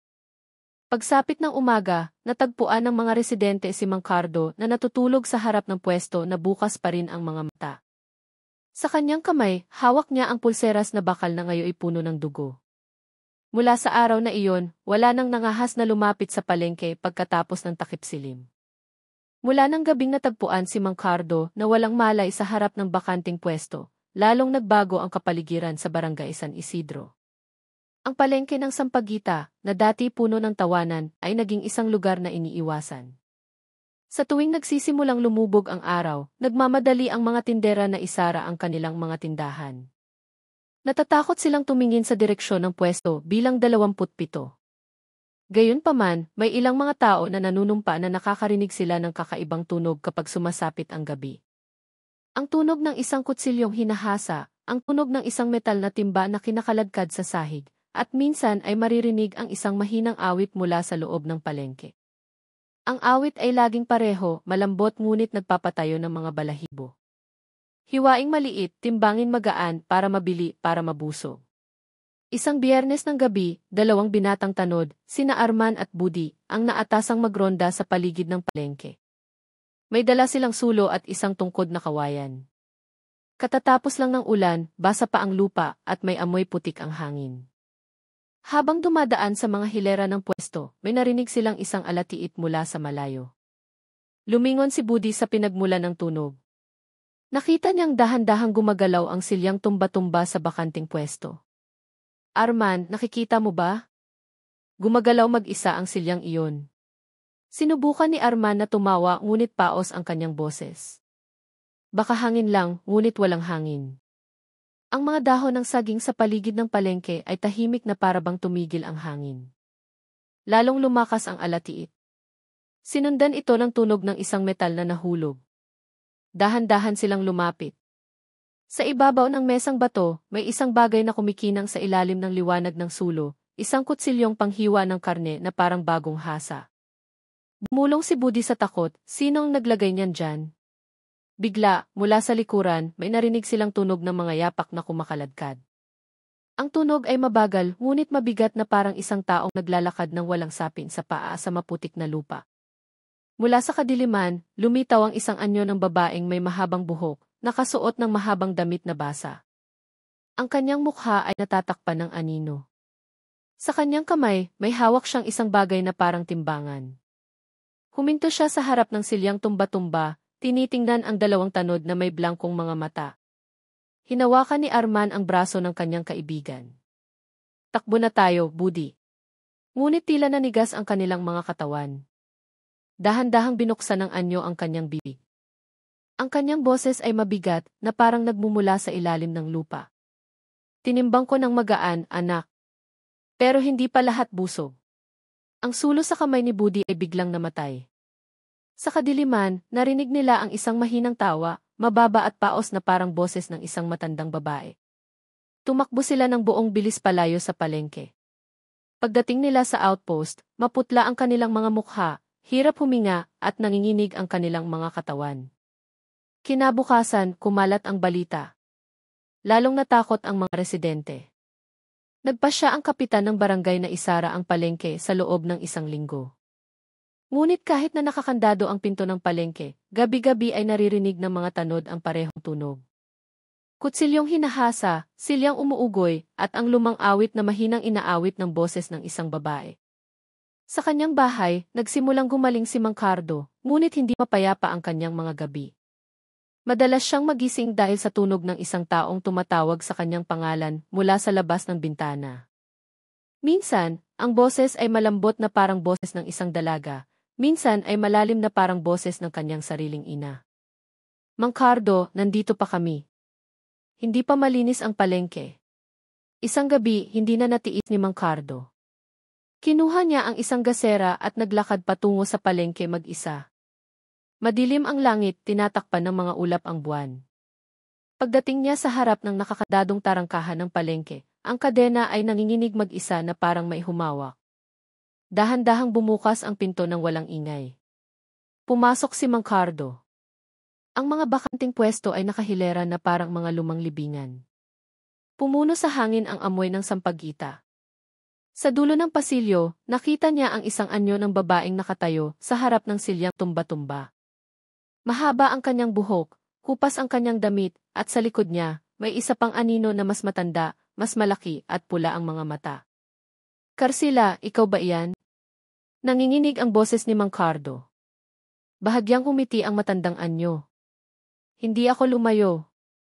Hinihintay ko lang ang anak ko, pero hindi nag-iisa ang anak ko. Ngayon, lahat ng dating nagutom ay kasama ko. Umihip ang malakas na hangin, halos mamatay ang gasera sa kamay ni Mang Cardo. Mula sa paligid ng mga pwesto, lumitaw ang mga itim na anino na parang mga kaluluwa ng mga nawawala. Nakatayo silang tahimik. Blanko ang kanilang mga mukha. Ang kanilang mga mata ay nakatingin sa mesang bato sa gitna ng palengke. Lumitaw si Elena sa gitna nila. Maputla ang kanyang mukha, ngunit malambot ang kanyang ngiti. Mang Cardo, ayoko na pong magtinda. Pakiusap po, sabihin ninyo kay inay. Marahang umiling ang matandang anyo sa likod niya. hindi pa, anak. Mayroon pang hindi busog. Lumuhod si Mang Cardo. Tumulo ang kanyang mga luha sa lupa. Tama na, Carcilla. Binayaran na ng dugo ang iyong paghihiganti. Pakawalan mo na sila, pakawalan mo na ang iyong anak. Tinitigan siya ng matandang anyo ng matalim. Sa tingin mo, mabubura ng isang paumanhin ang gutom na dinanas sa loob ng maraming taon. Sa tingin mo, mabubusog ng dasal ang isang kaluluwang namatay sa kahihiyan. Naging tahimik ang paligid. Pagkatapos, lumapit si Elena at hinawakan ang kamay ng kanyang ina na maputla na. Inay, tama na po. Pagod na po ako, gusto ko na pong matahimik. Tinitigan ng kaluluwa ng kanyang ina ang mga mata ng kanyang anak ng matagal. Pagkatapos, dahan-dahang lumambot ang kanyang ngiti. Ang amoy ng sampagita ay naging amoy ng basang lupa. Ang mga anino ng mga kaluluwa ay nagsimulang maglaho isa-isa, na parang tinangay ng hangin ng madaling araw. Pagsapit ng liwanag, natagpuan ng mga residente si Mang Cardo na nakahiga sa gitna ng palengke. Ang gasera sa tabi niya ay nakasindi pa, ngunit ang pwesto bilang 27 ay bakante na ngayon. Walang silyang tumba-tumba, walang kutsilyo, walang bakas ng dugo. Tanging ang halimuyak ng sampagita ang natira sa hangin. Ilang linggo na ang lumipas mula ng gabing iyon. Halos gabi-gabi umuulan na para bang ang langit mismo ay naglilinis sa mga kasalanang dumungis sa barangay San Isidro. Ang palengke ng sampagita, na dati tahimik, ay unti-unting bumabalik sa dati. Ang mga tindera ng gulay, isda, at pampalasa ay muling nagbukas ng kanilang mga pwesto. Ngunit may isang lugar na nanatiling bakante. Pwesto bilang 27. Bawat taong dumadaan dito ay marahang yumuyuko. Sa kanilang mga puso may natitirang takot.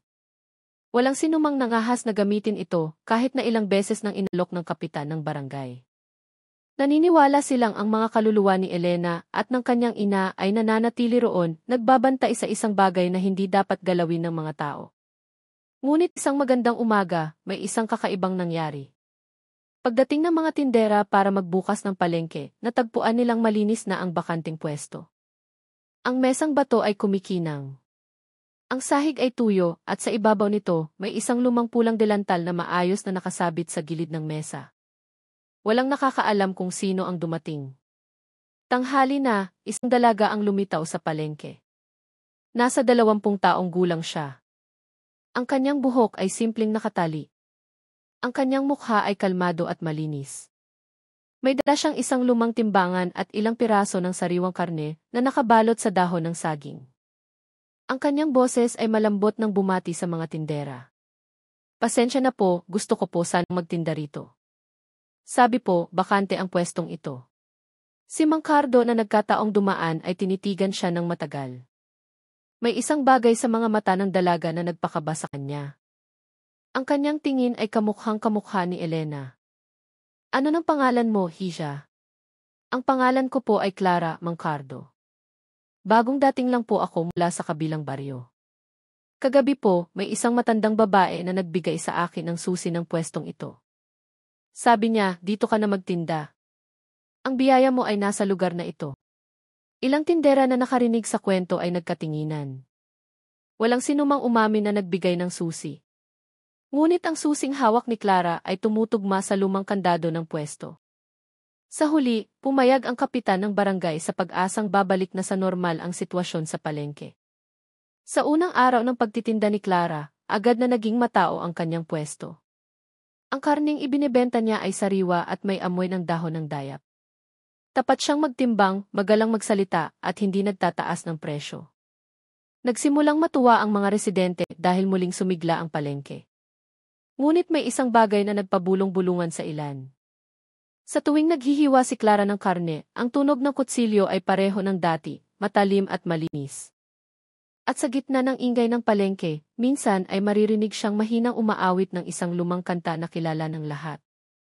Hiwaing maliit, timbangin magaan, para mabili, para mabusog. Si Mang Cardo na nakikinig mula sa malayo ay tumingin na lamang sa langit. Sa kanyang puso, nagdasal siya, sana sa pagkakataong ito, ang kantang iyon ay hindi isang masamang senyales, kundi isang bagong simula.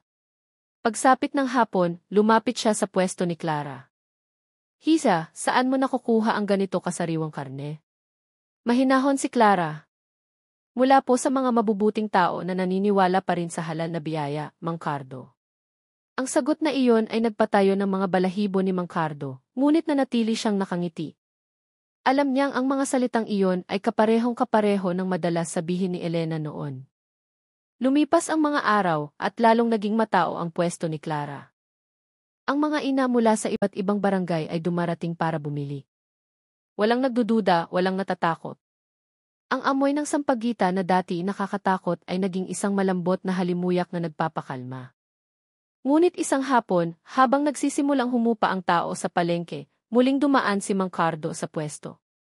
Nag-aayos si Clara ng natirang karne. Sa ilalim ng mesa, may nakitang kumikinang si Mang Cardo. Yumuko siya at natagpuan ang isang lumang pulseras na bakal na may nakaukit na letrang E.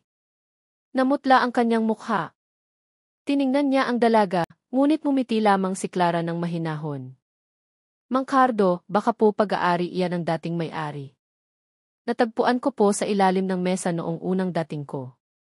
Itinago ko po rito. Baka po sakaling bumalik ang may-ari para kunin. Hinawakan ni Mang Cardo ng mahigpit ang pulseras. Nanginginig ang kanyang puso sa pagitan ng takot at paghanga. Baka panahon na para patawarin ang nakaraan. Tinitigan niya ulit si Clara at mahinang nagsalita, kung ganoon, alagaan mong mabuti ang pwestong ito, Hija. Huwag mo nang hayaang may dugong muling dumanak dito. Tumango si Clara, kalmado ang kanyang mukha. Huwag po kayong mag-alala, Mang Cardo. Ngayon, ang lugar na ito ay para lamang sa malinis na biyaya. Dahan-dahang lumubog ang araw sa likod ng burol. Ang sinag nito ay tumama sa mesang bato ng pwesto. Muling naamoy ang malambot na halimuyak ng sampagita. Ngunit sa pagkakataong ito, hindi ito nakakatakot.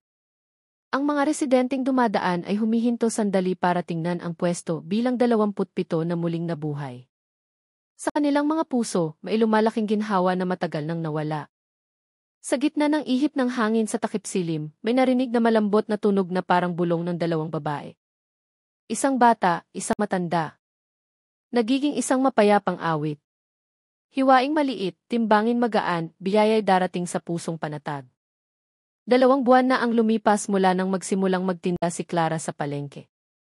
Ang kanyang presensya ay unti-unting nagpabalik ng sigla sa barangay San Isidro. Muling nagtakbuhan ang mga bata sa daan. Muling nagtawanan ang mga ina habang tumatawad sa presyo ng gulay, at ang tilaok ng mga manok ay muling maririnig tuwing umaga. Naniniwala ang lahat na tapos na ang madilim na panahon. Ngunit para kay Mang Cardo, ang kapayapaan ay parang isang manipis na hamog na nagtatakip sa isang bagay na hindi pa tapos. Sa tuwing dumadaan siya sa pwesto ni Clara, may isang kakaibang pakiramdam na pumapasok sa kanyang dibdib. Hindi takot, kundi isang uri ng alaala na ayaw pang umalis. Nang umagang iyon, mas maaga pang dumating si Mang Cardo sa palengke. Malamig pa ang hangin at ang hamog ay nakakapit sa mga dahon ng saging na nagtatakip sa mga mesa. Mula sa malayo, nakita niyang nakaupo na si Clara sa kanyang pwesto, nag-aayos ng mga piraso ng karne habang mahinang umaawit. Ang parehong kanta, ang parehong tono, ngunit sa pagkakataong ito ay mas malambot na parang isang dasal. Hiwaing maliit, timbangin magaan, para ang biyaya dumating ng may kagalakan. Lumapit si Mang Cardo at bumati. Ang sipag mo naman, Hija. Hindi pa sumisikat ang araw, nasa palengke ka na. Ngumiti si Clara ng may init. Gusto ko po ang simoy ng umaga, Mang Cardo. Ang hangin ay tapat pa, hindi pa nahahaluan ng ingay ng mundo. Ang mga salitang iyon ay nagpatahimik kay Mang Cardo ng matagal. Ang mga salitang iyon ay kaparehong-kapareho ng sinabi ni Elena maraming taon na ang nakalipas. Tinitigan niya ang dalaga ng malalim. Ang kanyang mukha ay kalmado, ang kanyang mga mata ay malambot, ngunit sa likod ng kanyang kahinahunan, may isang bagay na mahirap ipaliwanag. Pagsapit ng tanghali, naging matao ang palengke gaya ng dati. Ang mga ina ay dumarating ng sili berganti, tumatawad sa sariwang karne habang nagbibiro. Ngunit, may isang bagay na napansin ng ilan. Sa bawat piraso ng karneng ibinebenta ni Clara, may isang malabnaw na halimuyak ng sampagita. Ang amoy na iyon ay hindi nakakagambala. Nakakakalma pa nga, ngunit nagdulot ito ng kakaibang pakiramdam sa ilang residente. Isang araw, si Aling Sonia, isang matagal ng suki na dati ring bumibili kay Elena, ay tinitigan si Clara ng may pag-iingat. Clara, pwede ba akong magtanong ng isang bagay? Hindi ka ba natatakot magtinda rito sa pwestong ito? Dati, ang lugar na ito ay nagdulot ng pagkawala ng katinuan sa maraming tao. Tiningnan siya ni Clara ng malambot. Hindi po ako natatakot, Aling Sonia. Dahil naniniwala po ako na kung nagtatrabaho tayo ng may mabuting hangarin, ang anumang masamang lugar ay maaaring maging isang biyaya. At saka, hindi po ako nag-iisa rito. Kumunot ang noo ni Aling Sonia. Hindi nag-iisa. Ano nang ibig mong sabihin, Hija? Ngumiti si Clara. May tumutulong po sa akin na mag-ayos ng tinda tuwing umaga. Minsan, nakakarinig po ako ng mga yapak sa likod ng mesa. Minsan, nararamdaman kong may marahang humahawak sa aking kamay na parang gustong magpasalamat. Natahimik si Aling Sonia. Bahagyang tumayo ang kanyang mga balahibo. Hindi na siya nangahas na magtanong pa. Pagsapit ng hapon, habang nagsisimulang humupa ang tao sa palengke, muling dumating si Mang Cardo. Gusto niyang siguraduhin na maayos ang lahat. Ngunit sa pagkakataong ito, may natagpuan siyang nagpatigil sa kanyang paghinga. Sa ilalim ng mesa ng pwesto ni Clara, sa sahig na kahoy, may isang bagong ukit na hindi pa naroroon dati. Ang sulat ay simple ngunit malinaw. Dugoy na nahimik, huwag nang gambalain. Tinitigan ni Mang Cardo ang sulat ng matagal at tinawag si Clara. Alam mo ba kung sino ang gumawa nito? Tiningnan ni Clara ang sahig na may naguguluhang mukha. Hindi ko po alam, Mang Cardo. Noong umaga, wala pa po iyan. Bigla na lang pong lumitaw ngayong tanghali. Biglang tumindi ang amoy ng sampagita. Umihip ang mahinang hangin. Ang kortina sa likod ng pwesto ay marahang umugoy. Mula sa siwang ng kortina, may narinig na mahinang tinig na parang hininga ng isang matandang babae. Mabuti, anak. Pinangalagaan mo ng may kapayapaan. Mabilis na lumingon si Clara, ngunit walang sinuman doon. Tanging ang tunog ng mga dahon na nagbubulungan at ang liwanag ng hapon na tumatama sa sahig. Tiningnan niya si Mang Cardo ng may kalmadong mukha. Siguro po, iyon ay isang pasasalamat, Mang Cardo. Siguro po, ang mga kaluluwa dati ay tuluyan ng payapa. Tumango si Mang Cardo, ngunit sa kanyang puso, may natitirang panginginig na mahirap ipaliwanag. Nang gabing iyon, nanaginip siya. Nakatayo siya sa tabi ng ilog sa likod ng palengke. Ang tubig ay malinaw at kumikinang, sumasalamin sa liwanag ng buwan. Sa kabilang pampang, nakatayo ang dalawang anyo ng babae, isang bata, isang matanda. Umiti sila sa kanya, at dahan-dahang naglakad papasok sa tahimik na tubig hanggang sa mawala sa paningin. Sa hangin, naamoy ang malambot na halimuyak ng sampagita. Pagkagising ni Mang Cardo, gumaan ang kanyang pakiramdam. Alam niyang malinaw ang mensahe. Tapos na ang lahat, ngunit ang mga alaala ay hindi kailanman mawawala. Tumingin siya sa direksyon ng palengke mula sa bintana ng kanyang lumang bahay. Ang pwesto bilang 27 ay tahimik na nakatayo sa ilalim ng liwanag ng umaga. Si Clara ay nakangiti sa isang mamimili. At sa unang pagkakataon pagkatapos ng maraming taon, naramdaman ni Mang Cardo na ang palengke ay tunay na nabuhay muli. Ngunit, sa kaibuturan ng kanyang puso, alam niyang ang ilan sa mga umalis ay nananatili pa rin doon. Hindi para manakot, kundi para magbantay upang hindi makalimutan ng mga tao na ang kabutihan ay maaari ring isilang mula sa malalim na sugat. Mapayapa ang umaga sa barangay San Isidro. Ang hangin ay nagdadala ng amoy ng basang lupa mula sa palayan at ang tilaok ng mga manok ay nag-aawitan sa malayo. Ang palengke ng Sampaguita ay tuluyan ng nabuhay muli. Ang mga residente ay dumarating ngayon hindi lamang para mamili, kundi para na rin makipagkwentuhan tungkol sa buhay. Naniniwala silang tapos na talaga ang madilim na panahon. Ngunit ang kapayapaan ay hindi nagtagal. Isang magandang umaga, isang batang lalaki ang tumakbo patungo sa palengke na may takot sa mukha. Hirap siyang huminga at ang kanyang mga paa ay puno ng putik. Tumawag siya habang nakaturo sa ilog sa likod ng palengke. Mang Cardo, bilis po. May kakaiba po sa ilog. Nagbago po ang kulay ng tubig. Nagtakbuhan ang mga residente sumunod sa bata. Sa tabi ng ilog na tahimik na umaagos, nakita nilang hindi na malinaw ang tubig gaya ng dati. May isang kulay mamula-mula na dahan-dahang umaagos mula sa itaas na bahagi ng ilog. Hindi ito matingkad na dugo, kundi parang tubig na may dalang natirang putik na may halong kakaiba, na sumasalamin ng pulang liwanag kapag tinatamaan ng sikat ng araw. Nakatayo si Mang Cardo sa tabi ng ilog. Tense ang kanyang mukha, ngunit ang kanyang mga mata ay hindi nagpapakita ng takot. Alam niyang ang ilog na ito ay naging saksi sa maraming bagay. Mula sa buhay hanggang sa kamatayan, mula sa mga lihim na inilibing hanggang sa mga dasal na nakalimutan. Lumuhod siya, hinawakan ang tubig ng dulo ng kanyang mga daliri. Ang tubig ay malamig, ngunit walang amoy. Bigla, mula sa itaas na bahagi ng ilog, may narinig na isang lagaslas na parang mga yapak ng isang taong naglalakad sa tubig. Natahimik ang lahat. Mula sa likod ng manipis na hamog, may isang bagay na dahan-dahang lumulutang. Isang dahon ng saging na maayos na nakatupi ang lumulutang patungo sa kanila.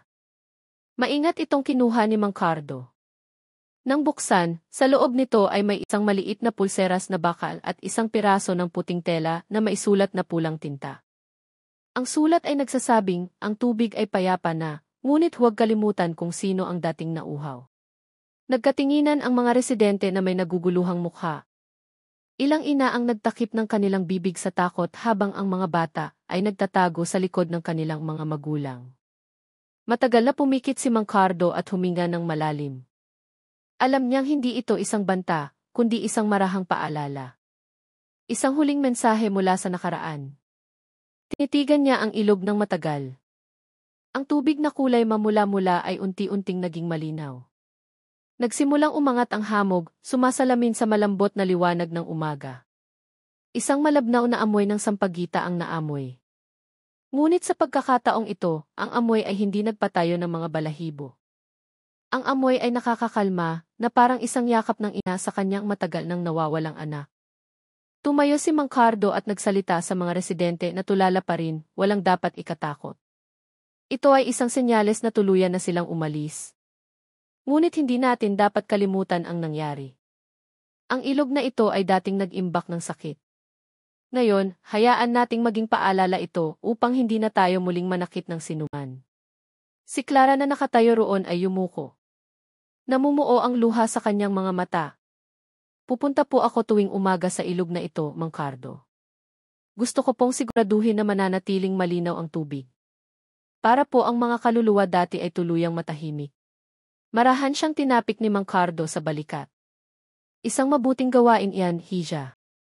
Ang ilog na ito ay hindi lamang tubig, kundi isang salamin din ng puso ng tao. Kung marumi ang ating puso, ang tubig ay magiging marumi rin.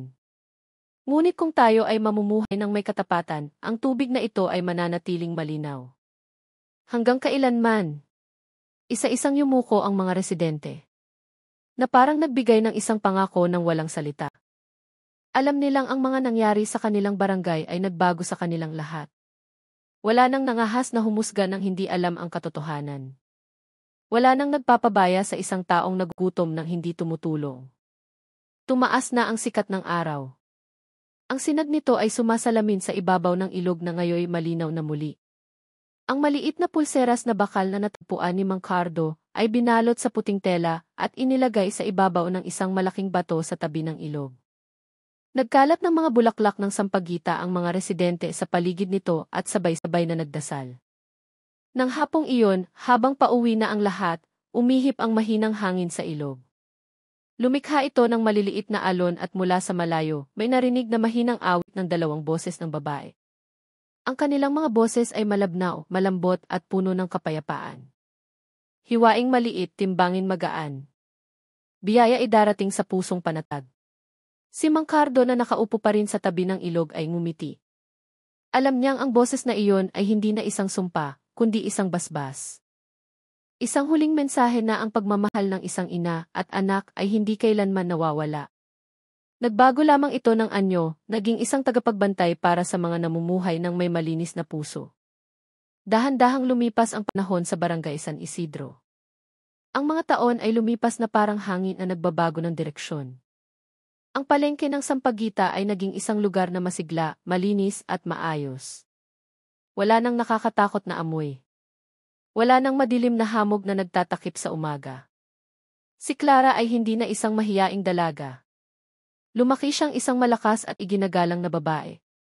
Ang kanyang pwesto ng karne ay laging puno ng mamimili. Ngunit ang mas mahalaga, nakilala siya dahil sa kanyang kabutihan. Tuwing Biyernes ng umaga, namimigay siya ng mga piraso ng karne sa mga mahihirap na residente habang nagsasabi ng may tapat na ngiti. Ang biyaya ay masarap kapag ibinabahagi. Mahal siya ng mga residente. Sabi nila, nagdala si Clara ng biyaya hindi lamang dahil laging sariwa ang kanyang tinda, kundi dahil ang kanyang presensya ay nagbalik ng sigla sa barangay. Maging ang bagong kapitan ng barangay ay pinangalanang muli ang palengke na ihipalengke ng pag-asa at sampag-ita, bilang tanda na ang mga lumang sugat ay naging isang mahalagang aral. Ngunit sa likod ng lahat ng kasiyahan, may isang maliit na bagay na napansin ng ilan. Tuwing madaling araw, bago tumilaok ang mga manok, mula sa direksyon ng pwesto ni Clara, ay madalas marinig ang tunog ng mga yapak ng dalawang tao. Minsan, maririnig ang tunog ng isang kutsilyong inilalagay sa mesa, minsan ay tunog ng tubig na umaagos sa isang metal na timba. Ngunit pagdating ng mga residente, si Clara lang ang nakikita, nag-aayos ng karne ng may kalmadong mukha. Si Mang Cardo, na ngayoy matanda na, ay madalas umupo sa isang kapihan malapit sa palengke. Puti na ang kanyang buhok, kulubot na ang kanyang balat, ngunit ang kanyang mga mata ay matalas pa rin at puno ng pagmamahal. Madalas niyang pagmasdan si Clara mula sa malayo, na parang nakikita niya ang batang si Elena na muling nabuhay sa ibang katawan. Isang umaga, habang ang hamog ay nakakapit pa sa damo, dahan-dahang lumapit si Mang Cardo sa pwesto ni Clara. May dala siyang isang maliit na balot na naglalaman ng lumang pulseras na bakal na natagpuan niya sa ilog. Clara, para sa iyo ito. Itago mong mabuti. Ito ay isang pamana mula sa nakaraan na dapat ingatan ng may pag-iingat. Tinanggap ni Clara ang balot ng dalawang kamay. Bahagyang nanginginig ang kanyang mga mata. Salamat po, Mang Cardo. Aalagaan ko po ito tulad ng pag-aalaga ko sa lugar na ito. Lumipas ang mga araw ng payapa. Lalong umunlad ang palengke. Namuhay ng payapa ang mga residente at nanatiling malinaw ang ilog sa likod ng palengke. Ngunit isang tahimik na hapon, habang isinasara ni Clara ang kanyang pwesto, may nangyari. Umihip ang hangin mula sa ilog, dala ang napakatapang na halimuyak ng sampag-ita. Ang kurtina sa likod ng kanyang pwesto ay marahang gumalaw at nahulog sa sahig ng walang dahilan. Yumuko si Clara para pulutin ito. Sa ilalim ng mesa, may nakita siyang nagpakaba sa kanyang puso. May isang malabong sulat sa sahig na kahoy na parang kinaskas ng daliri. Ang sulat ay nagsasabing, alagaan mo ng may malinis na puso, dahil ang karne ay hindi lamang katawan, kundi isang panalangin din. Nanatiling tahimik si Clara ng ilang sandali, namumuo ang luha sa kanyang mga mata. Alam niyang ang sulat na iyon ay hindi mula sa isang ordinaryong tao. Baka mula sa mga kaluluwa na dating nanirahan dito, o baka isang ihip lang ng hangin na may dalang lumang mensahe. Tumingin siya sa langit na nagsisimulang mamula sa kanluran. Dumating si Mang Cardo ilang sandali pagkatapos. Tila malalim ang iniisip mo, Hija. May problema ba? Ngumiti si Clara ng malambot. Wala po, Mang Cardo. Nagpapasalamat lang po ako. Minsan po, nararamdaman kong may nagbabantay pa rin sa pwestong ito, pero hindi para manakot, kundi para magpaalala. Ngumiti si Mang Cardo. Kung ganoon, huwag kang matakot. Hanggat tapat ka at taos puso, ang mabubuting kaluluwa ay magiging tagapagbantay, hindi manggugulo. Dahan-dahang lumubog ang araw sa likod ng burol. Ang anino ng pwesto ay humaba sa ibabaw ng tahimik na lupa ng palengke. Sa malayo, ang tunog ng kampana para sa huling panalangin ay umalingaw-ngaw sa gitna ng mga puno. Tumayo si Clara at tumingin sa ilog na sumasalamin sa liwanag ng takip-silim. Bumulong siya ng mahina. Salamat po sa pagbabantay sa akin. Ngayon, hayaan ninyong ako naman ang magbantay sa lugar na ito para sa inyo. Nang siya'y umalis, umihip ang mahinang hangin sa pwesto. Ang tunog ng isang silyang tumba-tumba ay narinig ng isang beses at pagkatapos ay naging tahimik. Ang amoy ng sampagita ay nanatiling manipis sa hangin na parang isang paalam mula sa dalawang kaluluwang dating nasaktan, ngunit ngayon ay payapa na. Lumipas ang mga taon, at ang barangay San Isidro ay naging isang lugar na payapa at masagana. Ang mga daan na dati lupa ay ngayon ay may semento na. Ang ilog sa likod ng palengke ay malinaw na umaagos ng walang bahid ng dumi, at ang mga puno ng sampagita ay malago sa mga pampang nito. Ang halimuyak ng mga bulaklak tuwing umaga ay sumasalubong sa mga residenteng pumapasok sa palengke, na parang isang dasal na bumababa mula sa langit. Si Clara ay hindi na bata. May mga puting buhok na sa kanyang gilid, ngunit ang kanyang mukha ay nananatiling malambot at nagniningning.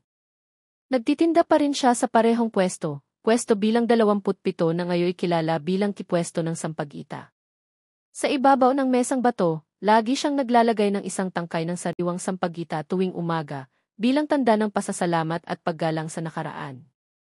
Sa tuwing may mamimili na nagtatanong kung bakit niya laging ginagawa iyon, ngumingiti lamang si Clara.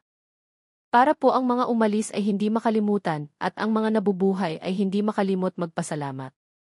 Ganoon ang kanyang sagot. Matagal nang pumanaw si Mang Cardo. Ngunit bago siya umalis, nakapagsulat siya ng isang liham para kay Clara. Ang liham ay isinulat ng nanginginig na kamay, ngunit ang mga salita ay malinaw at malalim. Hisa, kung isang araw ay wala na ako, alagaan mo ang palengking ito tulad ng pag-aalaga mo sa iyong puso. Huwag mo nang hayaang may galit na muling tumubo rito. At kung makaamoy ka ng sampagita ng walang dahilan, maniwala kang hindi iyon isang panganib, kundi isang dasal mula sa mga dating nagutom at ngayon busog na sa kabilang buhay. Itinago ni Clara ang liham sa ilalim ng mesa ng kanyang pwesto, kasama ang lumang pulseras na bakal na ipinamana ni Mang Cardo. Hindi na niya muling binuksan ang balot nito. Ngunit sa tuwing umuulan, lagi siyang umuupo ng tahimik habang nakatingin sa ilog. Sa kanyang puso, marahan siyang nagsasalita. Salamat po, Inay. Salamat po, Ate Elena. Ngayon, payapa na po ang lahat. Isang hapon, bago ang isang malakas na ulan, nagpasya si Clara na isara ang kanyang pwesto ng mas maaga. Kulay abo ang langit, at ang kidlat ay paminsan-minsang gumuguhit sa malayo sa likod ng burol. Inayos niya ang timbangan, tinakpan ang mesa ng malinis na tela, at kinuha ang huling sariwang sampagita sa isang maliit na lalagyan sa sulok ng mesa. Hinawakan niya ng mahigpit ang bulaklak at naglakad patungo sa tabi ng ilog. Dahan-dahang umaagos ang ilog. Ang tubig ay malinaw na parang salamin. Sa ibabaw nito, sumasalamin ang anino ng mga ulap at puno. Lumuhod si Clara sa tabi ng isang malaking bato, inilagay ang bulaklak sa ibabaw ng tubig, at nagdasal ng may malambot na boses. Salamat po sa lahat ng nagturo sa akin ng kahulugan ng pasensya, ng pagpapatawad, at ng pagpapakumbaba. Dinala ng tubig ang bulaklak ng sampagita, dahan-dahang inanod patungo sa itaas na bahagi ng ilog na parang naghahatid ng isang mensahe sa isang mundong hindi nakikita. Sa sandaling iyon, umihip ang mahinang hangin, dala ang matapang ngunit nakakakalmang halimuyak ng sampagita. Pumikit si Clara at bumiti. Sa isang iglap, naramdaman niyang may dalawang kamay na humaplos sa kanyang mga balikat. Mainit at puno ng pagmamahal na parang isang yakap ng ina. Gabi na at malakas ang buhos ng ulan sa buong barangay.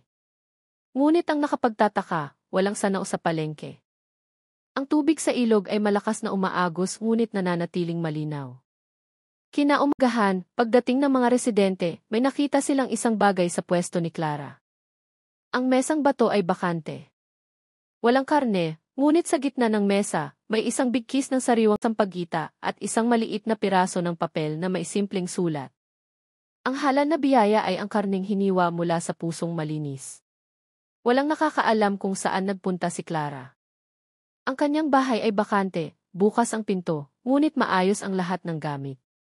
Naniniwala ang mga residente na siya ay naging isa na sa palengking minahal niya, naging bahagi ng tahimik na hangin, ng halimuyak ng sampagita na hindi kailanman nawala.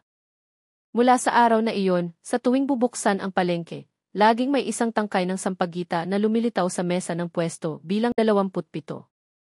Walang naglalagay nito, ngunit laging naroroon. At sa tuwing umiihip ang hangin mula sa ilog, naririnig ng mga residente ang isang malambot na boses na parang inaawit ng dalawang babae mula sa malayo. Hiwaing maliit, timbangin magaan. Biyaya idarating sa pusong panatag. Ngayon, ang palengke ng Pag-asa at Sampaguita ay naging isang simbolo para sa buong barangay. Ang lugar na iyon ay hindi na nakakatakot, kundi naging isang paalala na kahit sa pinakamadilim na kasalanan, maaaring tumubo ang kabutihan kung ang tao ay handang magpatawad. Madalas sabihin ng mga residente sa mga batang nag-aaral magtinda, kung gusto mong maging masagana ang iyong biyaya, hindi lang ang iyong mga kamay ang dapat mong linisin, kundi pati na rin ang iyong puso. Dahil sa palengking ito, hindi pera ang ibinebenta, kundi katapatan at dasal mula sa mga umalis na. At sa paglubog ng araw, muling naaamoy ang malambot na halimuyak ng sampagita mula sa ilog. Alam ng mga residente na hindi iyon isang senyales ng pagdating ng mga kaluluwa, kundi isang pagbati ng pagmamahal mula sa mga dating nagutom, dating nagalit, ngunit sa huli ay nakahanap ng daan pauwi. Ang kwento ng lihim ng karne sa palengke ng Sampaguita ay nagtapos ng may kapayapaan. Nag-iwan ng isang mensahe sa lahat ng nakikinig na ang bawat sugat ay maaaring maghilom kung ang tao ay handang magpatawad. At ang bawat dilim ay maaaring maging liwanag kung ang puso ay mananatiling tapat at malinis.